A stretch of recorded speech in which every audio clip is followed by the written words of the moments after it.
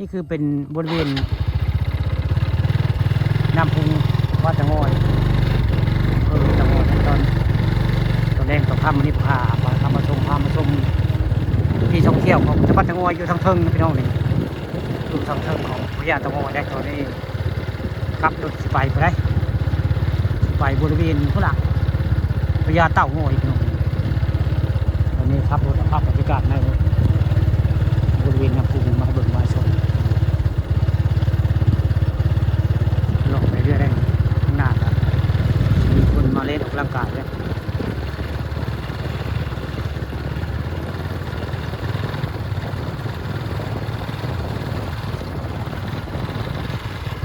วันนี้คนขี่มาเล่นออกกำลังกายประจำได้บทเพลง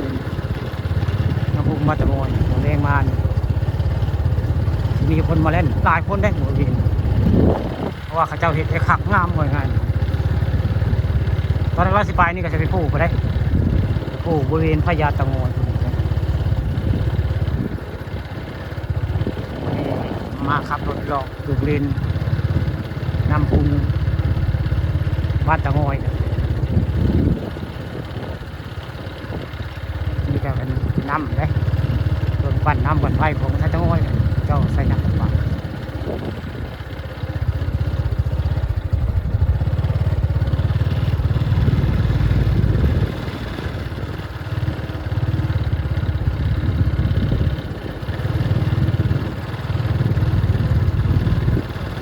เห็นเป็นชายได้เห็นคนย่างเล่นเนาะกลายคน3 คนแล้วเล่นไป3 คนแล้ว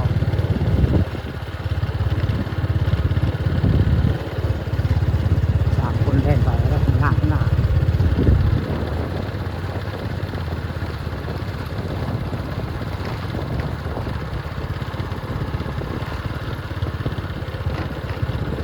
นี่ก็คือเป็น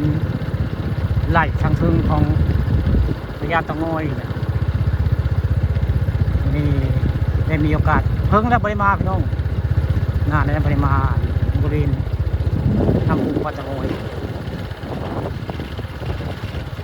นี่มาขับรถลองน้ำพุงวัดตะงอยไปบริเวณอะไรเป็นพญาตะงอยอีกบริเวณนี้ก็จะมีงานไหลเรือไฟประจำปีได้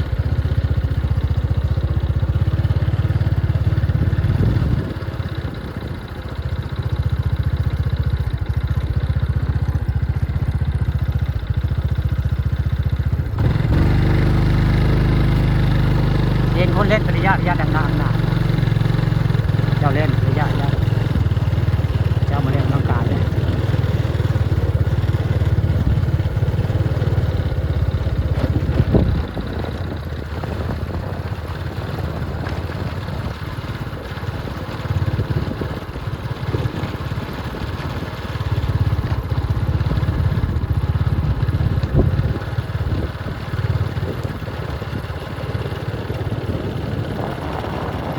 ใกล้สิเข้าพญาตะงอยได้หน่อยจะเป็นสถานที่ของพญาตะงอยได้หน่อย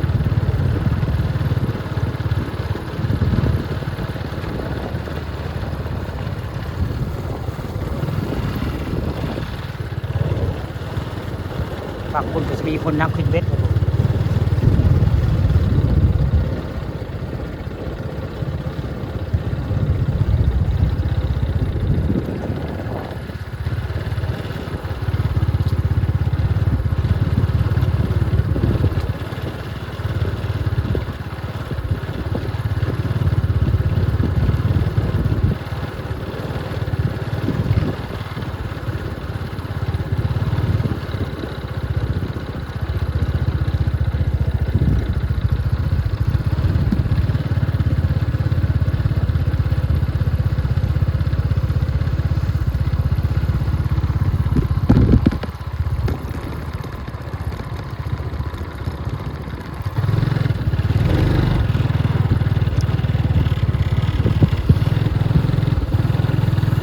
ตอนนี้ก็จะฮอด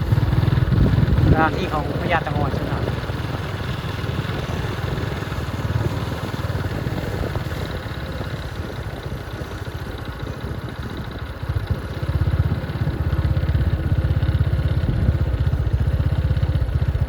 สถานีคืออีบุ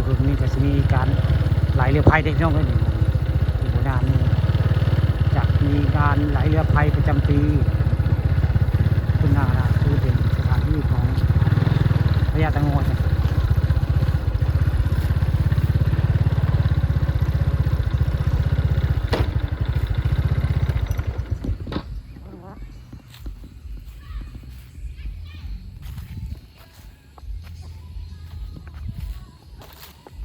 นี่คือเป็นทางใต้ของบริเวณ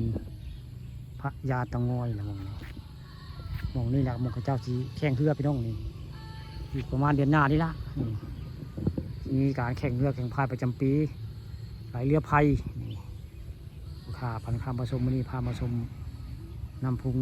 ไทยบ้านเต่างอยอำเภอเต่างอยนะมองนี่บรรยากาศคักน้องเรียวไปก็โอ้โอ้อากว้างขวางน้ำพุงทางใต้อย่างนี้